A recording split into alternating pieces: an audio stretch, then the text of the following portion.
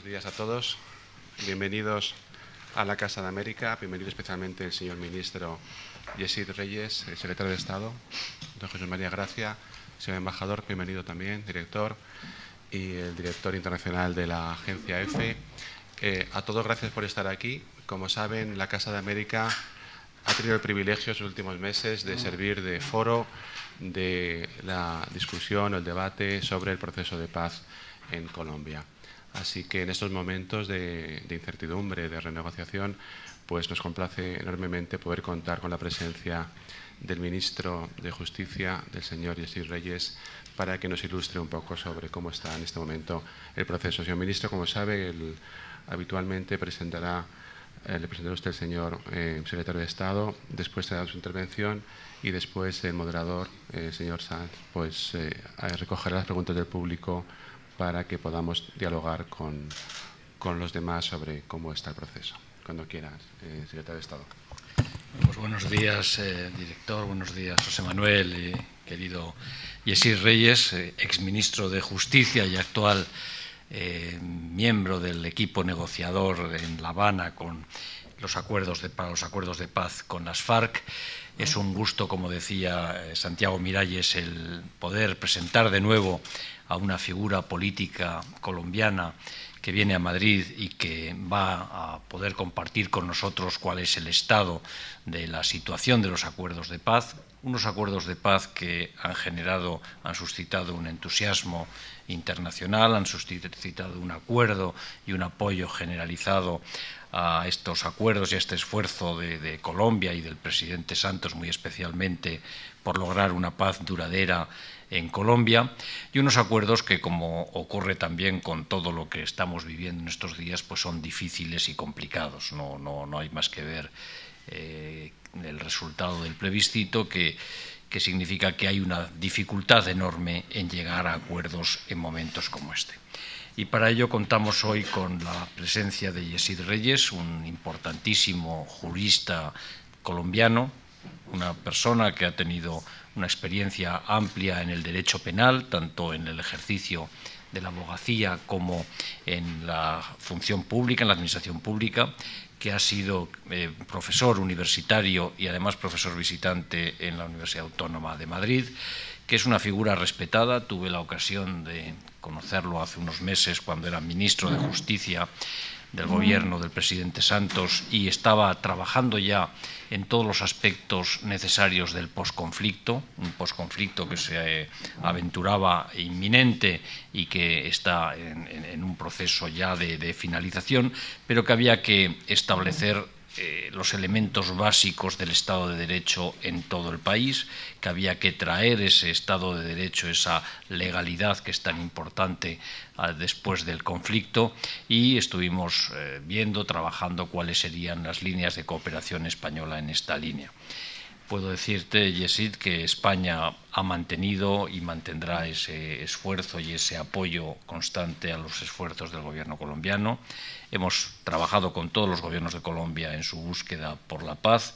Creemos que los esfuerzos que estáis haciendo son importantísimos y tendremos ocasión de escuchar de tu boca cuál es la situación de los acuerdos y de esta reorganización o esta reestructuración de los acuerdos de paz, pero yo creo que es un camino irreversible, y en este camino irreversible hacia la paz en Colombia vais a contar siempre con el apoyo de España. Creo que lo más importante para todos nosotros es saber de la boca de Yesid Reyes, de una de las personas más cualificadas en esta materia, cuál es el estado de situación en este momento de los acuerdos, qué podemos esperar, cuál es el horizonte de estos acuerdos de paz y cómo podemos colaborar a que esto sea una realidad y una Colombia próspera y una Colombia ya estable en el futuro. Muchas gracias. Pues muchas gracias por tu introducción, por tus palabras, Jesús. Muchísimas gracias, Santiago, y a la Casa de América por la acogida, por brindarnos esta posibilidad para hablar un poco más sobre el tema de los acuerdos de paz en Colombia. Un tema que, como dice Jesús, ha sido permanentemente escenario de colaboración y cooperación entre los dos países. No es el primer proceso de paz en que nos ayudan los españoles. Lo que sí esperamos es que sea el último, no porque no colabore más España, sino porque no tengamos necesidad de volver a intentar un proceso de paz en el futuro, distinto del que se está cerrando con las FARC y el que comenzará en breve con la guerrilla del ELN. Yo quisiera dedicar primero unos minutos a contarles cuál es la estructura general de los acuerdos de paz que se hicieron en Colombia, antes de mencionar brevemente en qué está el proceso de renegociación actual. Y comenzaría por decirles que el proceso de paz en Colombia no supone simplemente llevar los delitos que han ocurrido dentro y a lo largo del conflicto a la justicia penal ordinaria, porque la justicia penal ordinaria no es la mejor forma de resolver un conflicto armado. Eso explica la creación de la denominada justicia transicional. Eso parte, por supuesto, del reconocimiento y aceptación, no todo el mundo lo hace en Colombia, de que existe en Colombia un conflicto armado, de que la guerrilla de las FARC es una guerrilla cuyo origen es de naturaleza política y por consiguiente siempre se los ha considerado en Colombia ante todo delincuentes políticos, independientemente de que en desarrollo de sus actividades hayan cometido también delitos que exceden la naturaleza misma de lo político. ¿Por qué la justicia penal no es el escenario correcto para solucionar un conflicto? Por varias razones. Primero, porque la justicia penal ordinaria se dedica a resolver problemas de delitos individuales, y si uno somete a la justicia penal ordinaria 52 años de delitos cometidos por miles de personas, pues los resultados no se conocerían antes de unos 80, 100 o 120 años, que es lo que tardaría una justicia penal en resolver todo ese cúmulo de problemas. En segundo lugar, la justicia penal se dedica a resolver problemas individuales. Podría hipotéticamente durante muchos años resolver cada uno de los delitos ocurridos durante el conflicto armado, pero jamás estaría en condiciones de dar una solución conjunta a un problema que sí es global, que es el problema del conflicto armado. La suma de soluciones individuales no equivale nunca a la solución del problema en conjunto. Un tercer problema que tiene la justicia ordinaria frente a la solución de los conflictos armados es que retrasa la reparación de las víctimas. Las víctimas en la justicia penal solo reciben una indemnización después de que un juez penal señala en un caso concreto la responsabilidad de una persona como autor o partícipe de un delito. Eso haría entonces que las víctimas retrasaran la indemnización o la reparación a la que tienen derecho durante varias décadas hasta que terminara el último de los procesos penales. Pero hay sobre todo un tema que la justicia penal es absolutamente incapaz de resolver porque no está diseñada para eso, y es solucionar las causas de un conflicto. El derecho penal es fundamentalmente reactivo. Cuando se comete un delito, interviene la justicia penal, aplica una sanción y se olvida del tema. Las causas de los delitos normalmente las investiga una ciencia distinta, que es la criminología, luego se toman decisiones de política criminal, pero eso jamás lo resuelve el derecho penal. Y una última cosa que no puede hacer la justicia penal frente a los conflictos, y es establecer la verdad de lo ocurrido durante un conflicto. Un juez penal, en la medida en que dicta una sentencia, de alguna manera establece una verdad, pero solo respecto del delito que está investigando. De los hechos que no están bajo su conocimiento, no hay pronunciamiento sobre la verdad, y mucho menos hay un pronunciamiento sobre la verdad del conjunto de delitos que ocurren en un conflicto armado. Todos estos problemas hacen absolutamente inviable entregarle la solución de un conflicto armado a una justicia penal ordinaria. Esa es la razón por la cual en Colombia, como pasa y ha pasado en muchos países del mundo, se ha decidido recurrir a lo que se denomina una justicia transicional.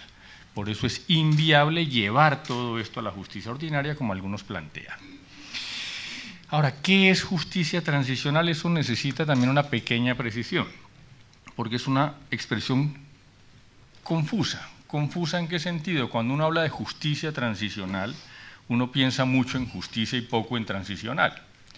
Y resulta que es al revés, la justicia transicional tiene mucho más de transicional que de justicia. ¿Qué quiero significar con esto?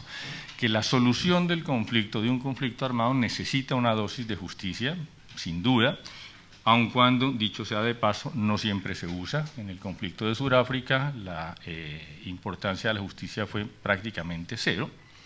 Pero aparte de justicia, la solución de un conflicto armado necesita verdad. Necesita verdad y por eso, aparte de un componente de justicia, es absolutamente indispensable que los procesos de transición incluyan una comisión de la verdad que se ocupe de mostrarle a las víctimas y a la sociedad en general qué fue lo que ocurrió durante el conflicto. El componente de justicia en los procesos de transición suele ser reducido y selectivo. ¿Selectivo en qué sentido? Nunca se ocupan los procesos transicionales de la totalidad de los delitos ocurridos durante el conflicto, sería absolutamente imposible hacerlo. Se buscan los crímenes más graves y representativos y se concentra la actividad de la justicia en los llamados máximos responsables de esos delitos. Pero aparte de ese componente de justicia y de la existencia indispensable de una comisión de la verdad, es muy importante que se establezca un sistema de reparación a las víctimas que sea absolutamente independiente del establecimiento de las responsabilidades individuales. Ese es un componente adicional muy importante de un sistema de transición. También es muy importante garantizar por parte del Estado la no repetición de las conductas ocurridas durante el conflicto armado. Y un quinto elemento muy importante en un proceso de transición es absolutamente indispensable establecer las causas del conflicto e intervenir en las causas del conflicto. Si las causas del conflicto no se solucionan, no estamos terminando el conflicto, estamos haciendo un paréntesis en el conflicto y seguramente en un corto tiempo o a mediano plazo el conflicto resurgirá. Un ejemplo de la colaboración de España fueron los pactos que se firmaron aquí en los años 50 del siglo pasado, los de Sitges y Benidorm, con los cuales se puso fin a una época de violencia en Colombia, pero que se limitó a una dejación de armas y un cese indefinido de hostilidades sin que jamás el Estado se ocupara en ese momento de la solución de las causas del conflicto, y eso ha llevado a que el conflicto permanezca vigente en Colombia. Pues bien, esos 5 componentes que hacen parte de lo que se denomina justicia transicional están todos contenidos en el acuerdo de paz que se firmó en Colombia. En cuanto a causas, por ejemplo, que es muy importante para evitar que el conflicto resurja, si uno mira los acuerdos de Colombia, son 6 acuerdos, lo que constituye el gran acuerdo en Colombia son 6 acuerdos, podemos prescindir por ahora del acuerdo número 6, que es implementación de los acuerdos, y de esos otros 5 acuerdos hay 3 que están relacionados con las causas del conflicto. El que tiene que ver con la reforma rural integral, en cuanto está claro que una de las causas del conflicto en un país fundamentalmente agrario como Colombia tiene que ver con problemas de la tierra. Hay un segundo tema que tiene que ver con las garantías de participación política, que ha sido en Colombia también un factor generador de violencia tradicionalmente, de tal forma que hay que intervenir en el tema de garantías de participación en política. Y el tercer punto es narcotráfico, que también ha sido en los últimos años un factor que ha exacerbado el conflicto armado en Colombia. Los otros 2 acuerdos tienen que ver, uno, con lo que es propiamente el fin del conflicto, la dejación de armas y la transición hacia la vida social, y el quinto componente es el que tiene que ver con justicia y víctimas. Fíjense ustedes entonces cómo los acuerdos de Colombia, de esos 5 grandes acuerdos, hay uno que afecta directamente a la solución del conflicto vía justicia, vía comisión de la verdad, vía reparación de víctimas, pero hay 3 de los 5 acuerdos que están fundamentalmente orientados a solucionar las causas del conflicto. Hace un mes el Instituto Kroll de la Universidad de Notre Dame en Estados Unidos hizo una comparación histórica de todos los procesos de paz que ha habido en el mundo, analizó los componentes de esos procesos de paz y llegó a la conclusión de que el proceso de paz en Colombia destina el 70% de su contenido a abordar las causas del conflicto. Es el proceso de paz históricamente que más tiempo dedica a solucionar las causas del conflicto armado, y dentro de ese 70% hay una tercera parte que está dedicado a actividades del Estado desde el punto de vista de intervención social y económica.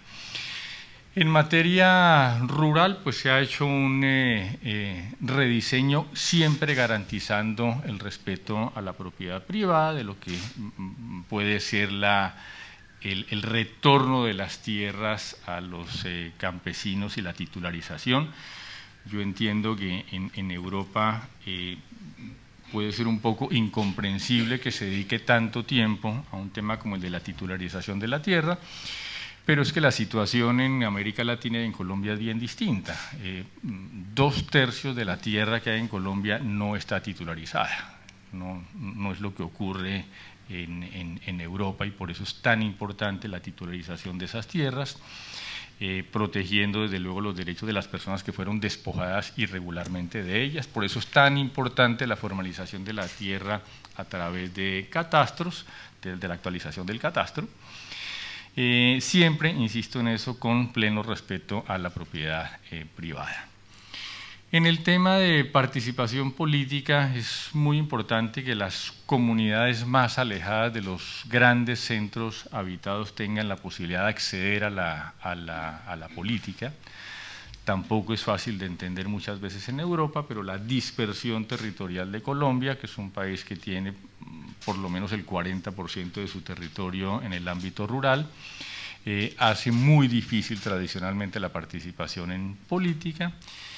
Eso aunado a que uno de los intentos anteriores de paz que se hizo en los años 80, 90, terminó con la muerte sistemática de los guerrilleros que se habían reinsertado a la sociedad, y eso generó desde entonces una gran prevención hacia las reales garantías a la participación en política.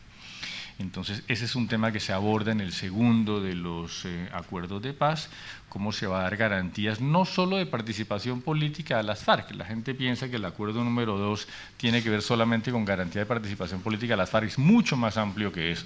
Es un acuerdo de participación política de todas las personas que no han tenido tradicionalmente facilidad de acceso a la política. Se crean incluso unas circunscripciones electorales especiales, de las cuales se van a dedicar fundamentalmente espacios o curules en el Congreso para que personas golpeadas por el conflicto armado, víctimas de la violencia en estos últimos años, puedan acceder a una representación política en el Congreso. El punto 3, que tiene que ver con narcotráfico, realmente es una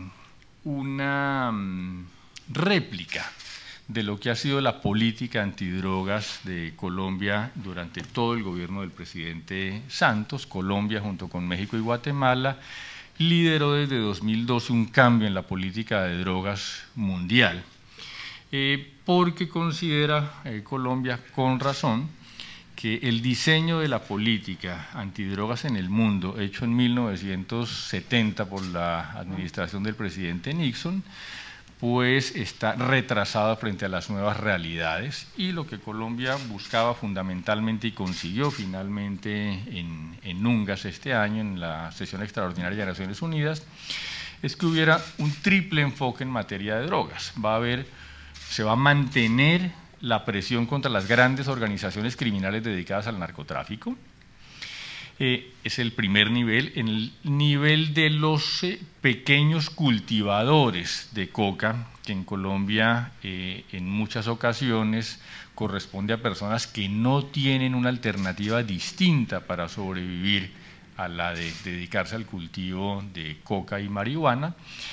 Para ese segmento lo que propone Colombia, se acogió en Naciones Unidas el primer semestre de este año, es hacer más énfasis en una política de sustitución de cultivos y desarrollo alternativo que le permita a esos pequeños cultivadores dejar las plantaciones ilícitas y buscar opciones de vida dentro de la legalidad, siempre con un acompañamiento social desde el punto de vista del Estado, que está en la obligación de llevar carreteras, de llevar viviendas, centros de salud, etcétera.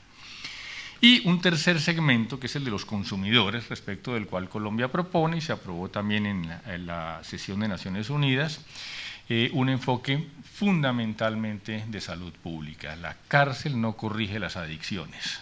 Lo que necesitan los consumidores de droga es una atención desde el punto de vista prioritario de salud pública, todo eso, por supuesto, con un enfoque transversal de derechos humanos.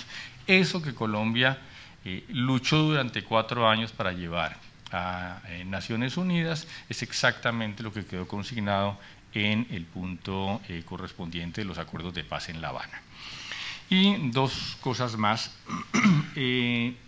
lo que tiene que ver con quienes van a pasar por este mecanismo de justicia transicional, que es una novedad también en Colombia frente a los procesos de paz que habíamos tenido anteriormente. En este proceso de paz van a pasar por el mecanismo de justicia transicional no solamente los guerrilleros, sino también los agentes del Estado que hayan podido cometer delitos en desarrollo del conflicto armado y los terceros que hayan podido tener una participación en el conflicto armado.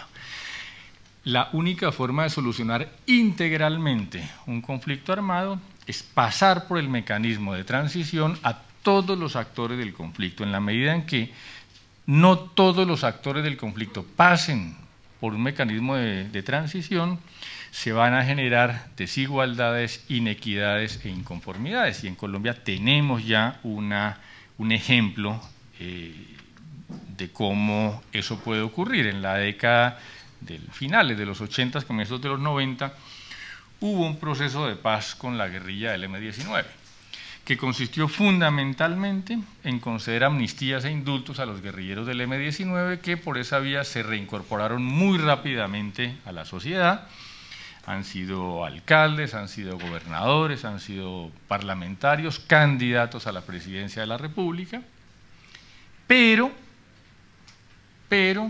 durante estos últimos 30 años siguen existiendo procesos penales contra miembros de la fuerza pública que combatieron al M-19, específicamente en lo que fue la toma y retoma del Palacio de Justicia en noviembre de 1985.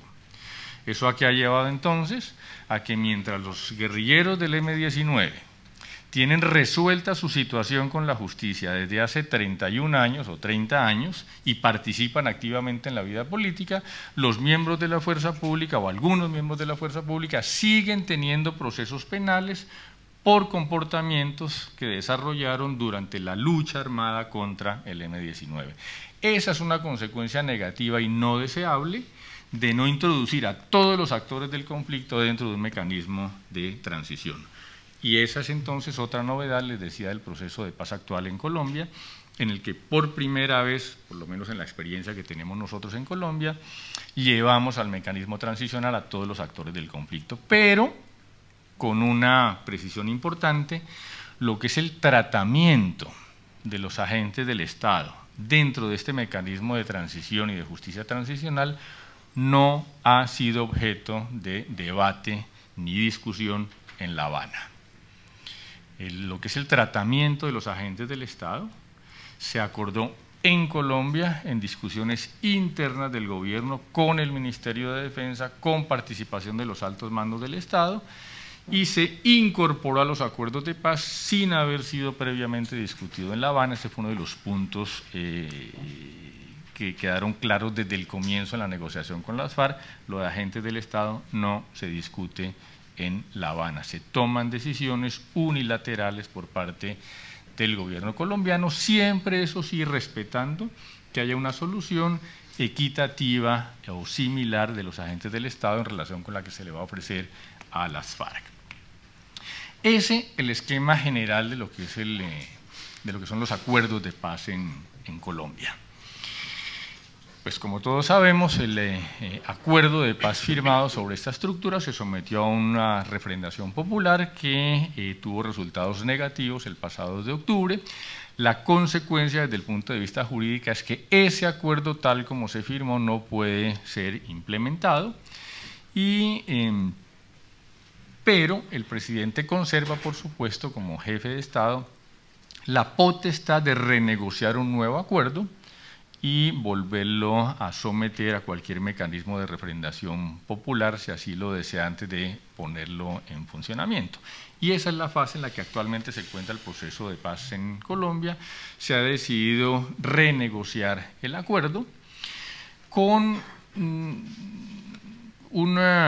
un principio fundamental que es lo que son las estructuras centrales del acuerdo, lo que es la base de los acuerdos, no se va a tocar porque eso llevaría muchísimos años de negociación otra vez.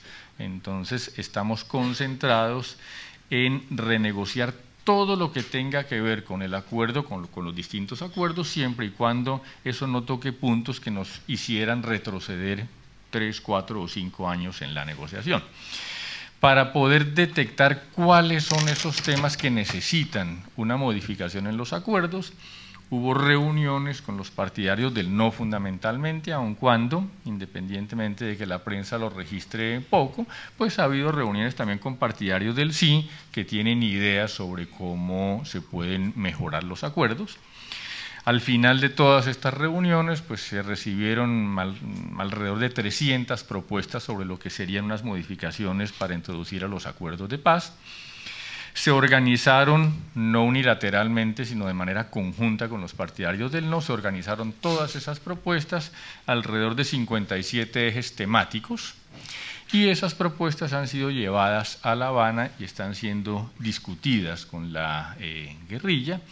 Hay unos temas más complejos que otros, pero todas las propuestas del no se llevaron a La Habana, todas se están discutiendo, todas están intentando ser sacadas adelante por parte de la delegación del gobierno. Repito, unos temas más fáciles que otros, pero en todos o en casi todos se han conseguido buenos avances. No se trata de modificaciones intrascendentes. Eso además sería desconocer la importancia de los aportes de los partidarios del no. Sería tanto como decirle a los partidarios del no que no han hecho sino propuestas intrascendentes. No, las 300 propuestas son trascendentes, son importantes, son sustanciales, no son propuestas de maquillaje, porque ese no ha sido jamás el propósito de los partidarios del no. Al contrario, lo que ellos quieren son reformas que tocan la sustancia de los acuerdos, de tal manera que lo que va a salir de La Habana, esperamos que en un tiempo no muy largo, son unos acuerdos con modificaciones sustanciales que están orientadas a precisar o completar temas, llenar vacíos. Por ejemplo, voy a mencionar 2 o 3 temas que preocupan particularmente a los partidarios del no. Uno, el que tiene que ver con si el acuerdo total va a ser subido a la Constitución o no. Lo que está claro y va quedando claro a lo largo de las discusiones con la delegación de la guerrilla es que no necesariamente se tiene que llevar la totalidad del acuerdo a la Constitución política, se puede llevar solamente aspectos que realmente ameriten esa valoración y esa tendencia a la no modificación, y el resto de los acuerdos se pueden manejar por fuera de la Constitución. Ese que es un punto que le preocupa particularmente al presidente Uribe, es un punto en el que se ve un buen avance en las negociaciones en La Habana y esperamos conseguir una buena solución.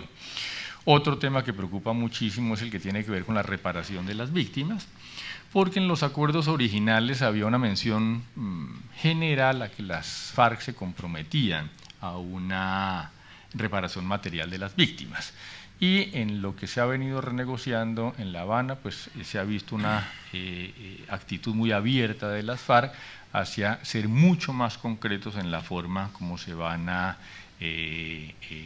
producir esa reparación de las FARC a las víctimas. Y un tercer tema que ha generado también muchísima controversia, que tiene que ver con la expresión restricción de la libertad, que es una de las sanciones previstas fundamentalmente para quienes acepten muy rápidamente su responsabilidad.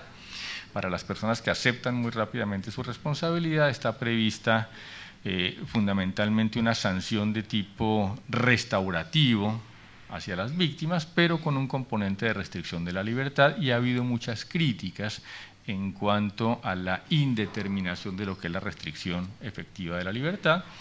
Ese es un tema en el que también se ha encontrado una buena disposición de las FARC en estos últimos días en La Habana, en cuanto a la necesidad de ser mucho más precisos en lo que significa una restricción de la libertad, ser más precisos en cuanto a las condiciones que implica la restricción efectiva de la libertad, e incluso ser mucho más estrictos en cuanto a lo que tiene que ver con lo que es la supervisión o el monitoreo de lo que sería la restricción efectiva de la libertad. Yo creo que ese es un buen balance de lo que fue el proceso de paz inicialmente hasta el resultado del referendo y lo que es el estado actual de las negociaciones, que esperamos, repito, terminen en un periodo relativamente breve. Entonces, si les parece, podemos más bien abrir en la sesión a preguntas, lo que tú digas, Santiago. Sí, muchísimas gracias, ministro, por sus palabras, por estar aquí en la tribuna F.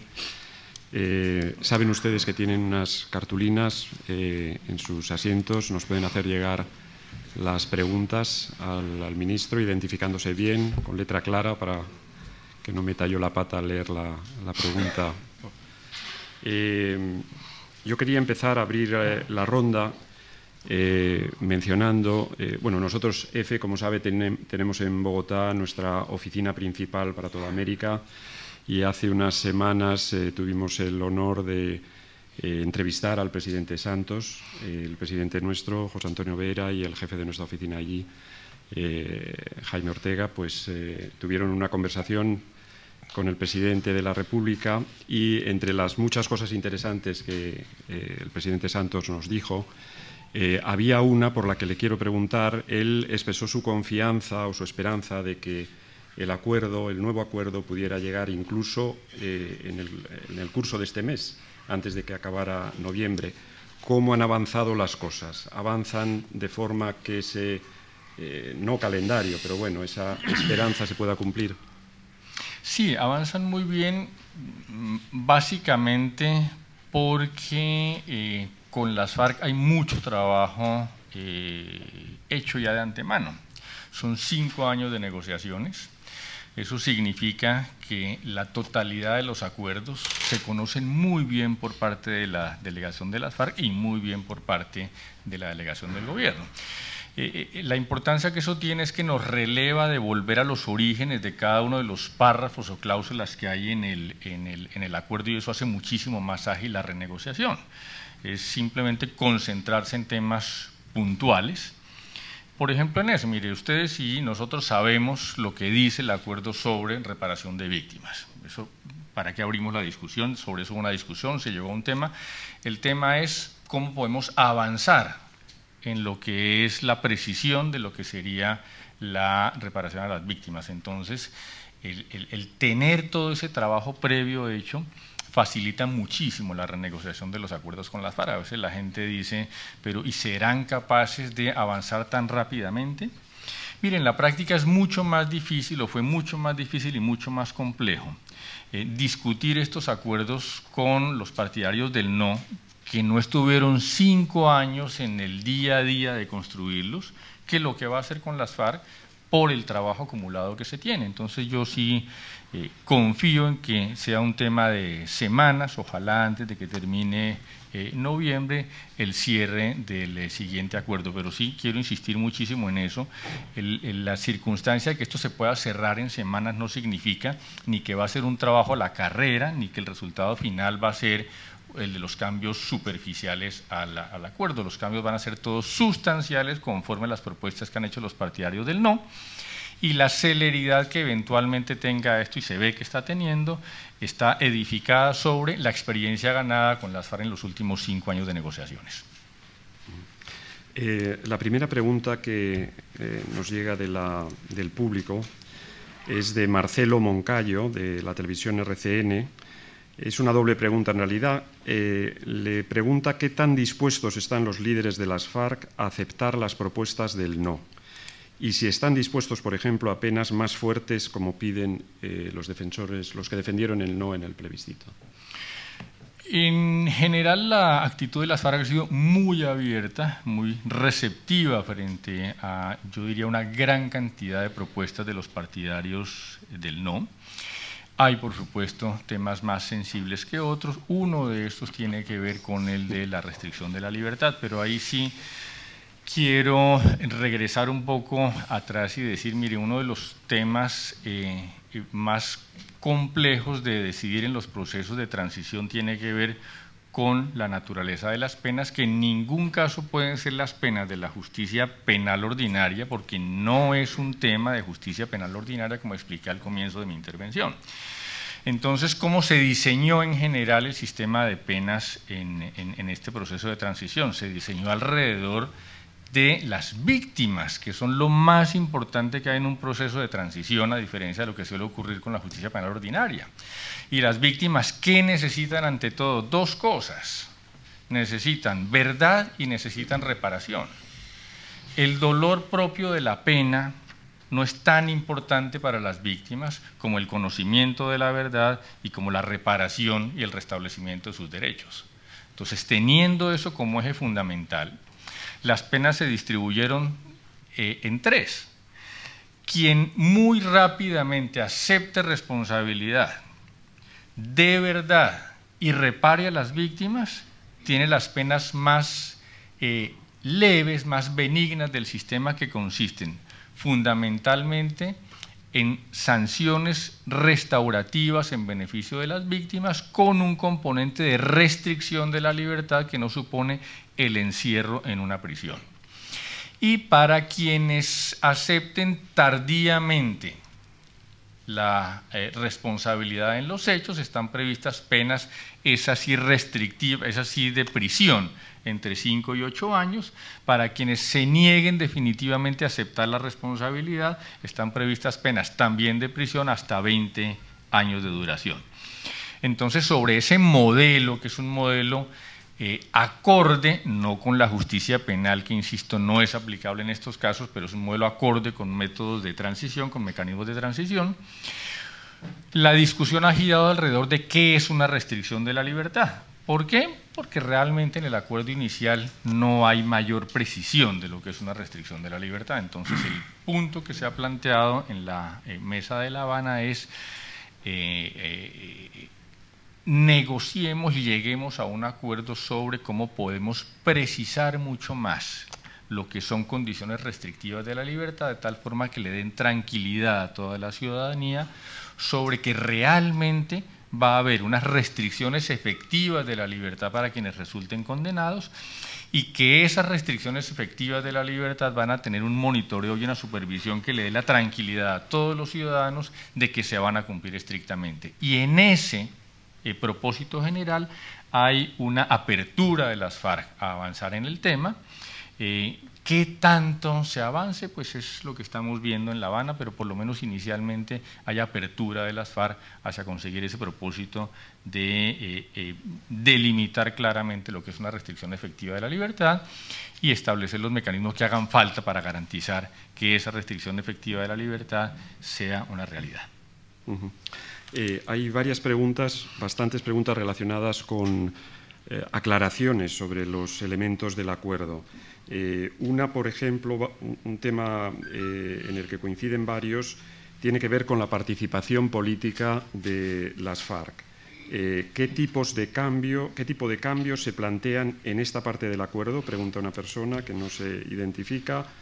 Y otra, en relación con esto mismo, si la participación política de los guerrilleros, incluidos los máximos responsables, se contempla en el periodo en el que estén cumpliendo de alguna forma penas o restricciones.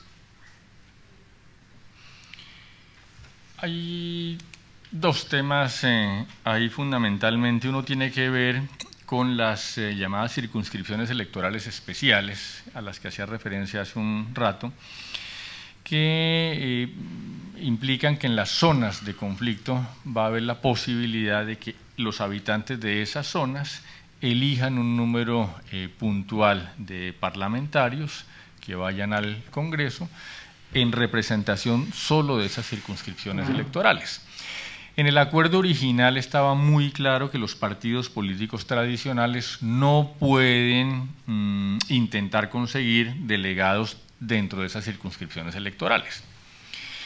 Pero no se dijo nada sobre si el partido político que surja después de la desmovilización de las FARC puede participar en esas circunscripciones electorales, y la propuesta de los partidarios del no es que no puedan participar en esas circunscripciones electorales, es decir, que de esas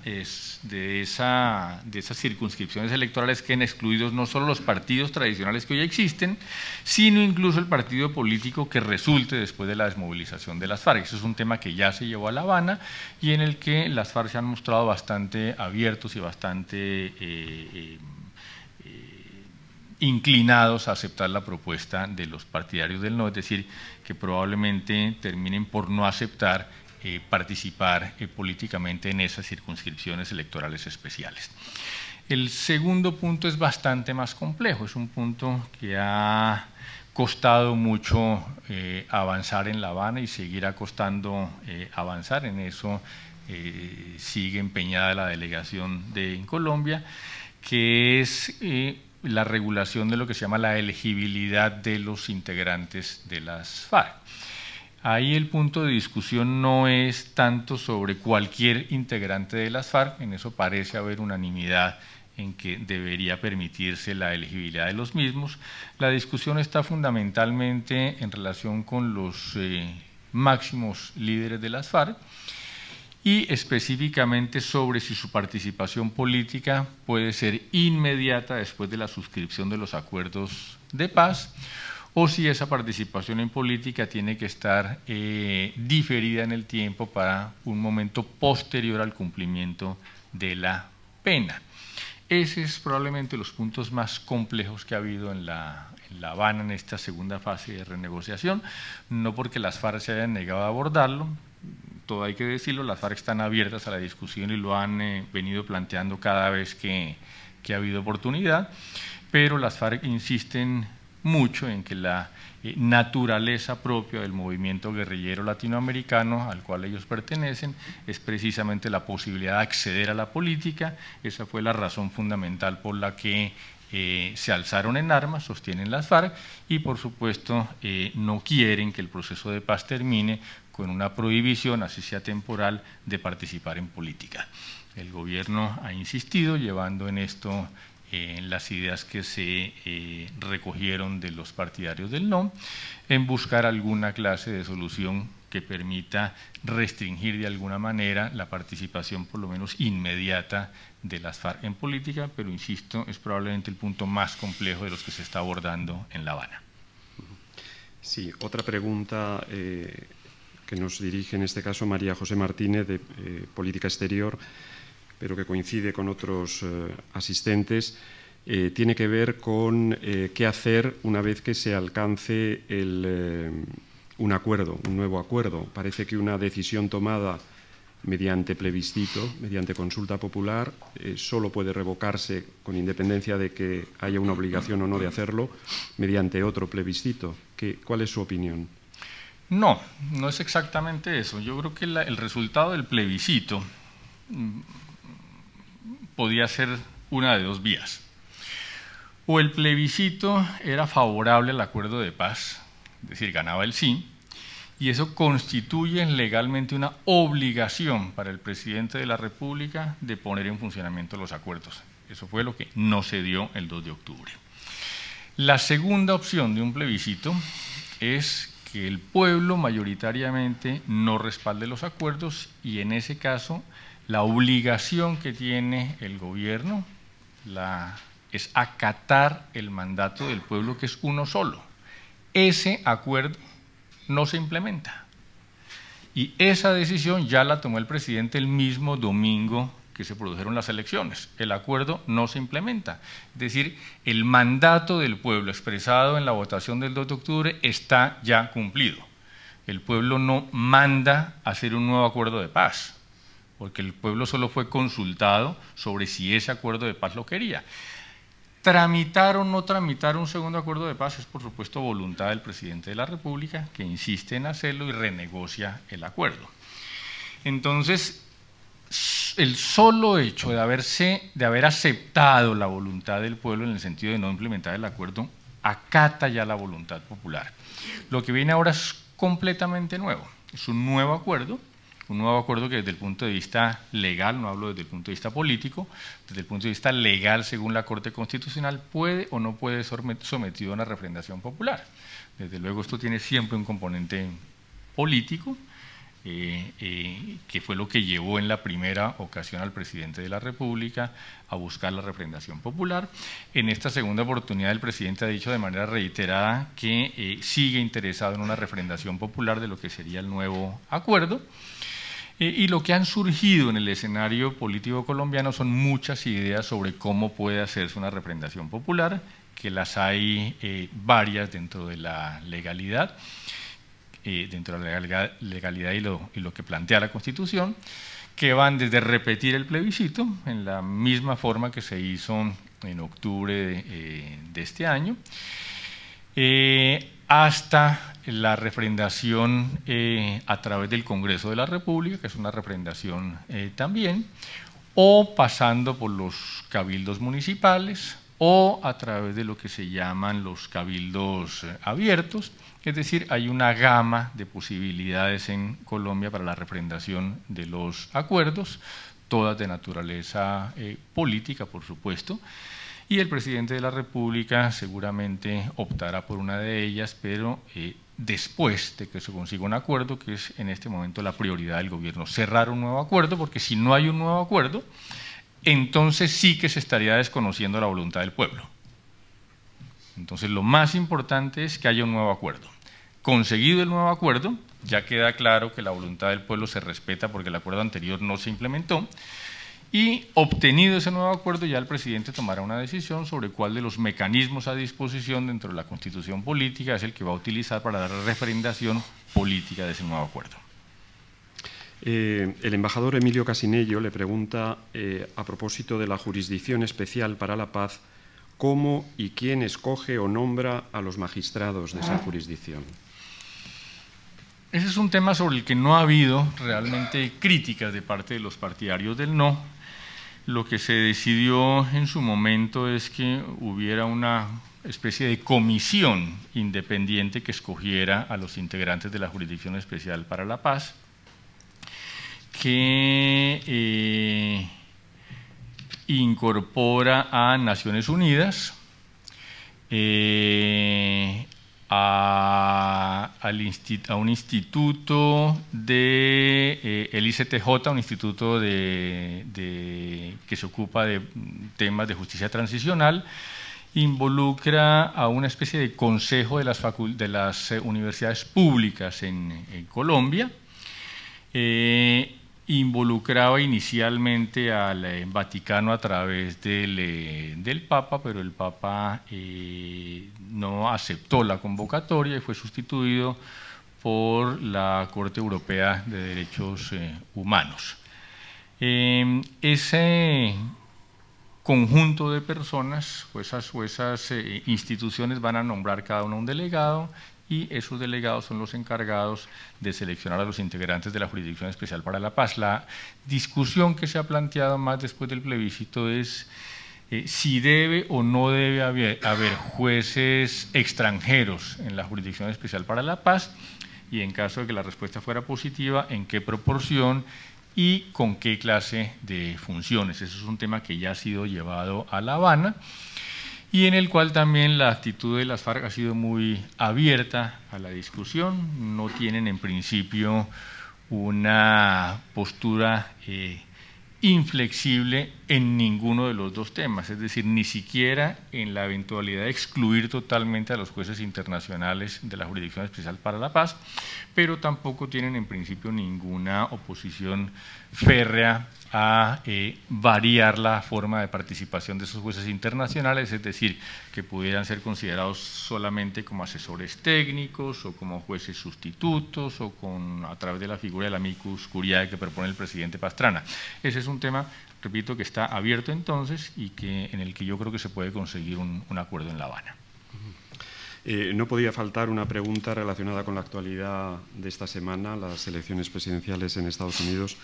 En esta ocasión es nuestra gente, nuestra oficina, nuestros compañeros en Bogotá, que le preguntan de qué manera el cambio de administración, la llegada de Donald Trump a la Casa Blanca, puede influir no solamente en la relación bilateral con Colombia, sino en particular en el tema de la droga, de ese enfoque global que ustedes han defendido, que involucra a los países consumidores también. ¿De qué manera puede haber dificultades en la resolución o en la lucha contra el flagelo de la droga, que está en el origen además de muchísima violencia en general en todo el continente, ¿no?, latinoamericano? Yo creo que no va a haber cambios trascendentales. Las relaciones de los gobiernos colombiano y norteamericano han sido muy sólidas en los últimos años, independientemente de quién ha sido presidente tanto en Colombia como en Estados Unidos. Son unas relaciones muy sólidas, especialmente en temas económicos, en temas de colaboración militar y en temas de drogas. En ese tema de drogas, que es probablemente el más controvertido, hubo muchas reuniones, especialmente entre el 2014 y el 2016, con los Estados Unidos, especialmente con el embajador Bromfield, sobre las propuestas que tenía Colombia. Muy esquemáticamente, en Colombia se oponía a eso que llaman el enfoque global contra las drogas, que fue lo que se planteó en la década de los 70 en Estados Unidos, y que básicamente dividía el mundo en dos: países que consumen y países que producen. Esa era una buena división hace 50 años, pero hoy el mundo es mucho más complejo. Ya no es tan fácil distinguir entre países productores y países consumidores. Incluso Colombia, que era un país básicamente productor, ha empezado a volverse un país consumidor, entre otras cosas porque también en la década de los 70 lo que había era drogas naturales, básicamente. Hoy en día todo el mundo de las drogas está dando un giro hacia las drogas sintéticas y eso está invirtiendo totalmente el eje de la lucha contra las drogas a nivel mundial. El consumo de drogas en Colombia empieza a inclinarse también hacia unas drogas sintéticas que nosotros no producimos. Entonces Colombia está pasando no solamente de productor no consumidor a consumidor de drogas y, lo que es más preocupante para nosotros, a consumidor de drogas que no producimos, que son las drogas sintéticas. Todo eso ha llevado a que Colombia planteara cambiar ese enfoque, lo que se llama enfoque global de lucha contra las drogas, por lo que se llama un enfoque diferencial, al que hacía referencia hace un rato. ¿Diferencial en qué sentido? Un tratamiento para las grandes organizaciones criminales, que tiene que ser muy fuerte, un tratamiento distinto para los pequeños cultivadores de coca y un tratamiento diferencial para los consumidores.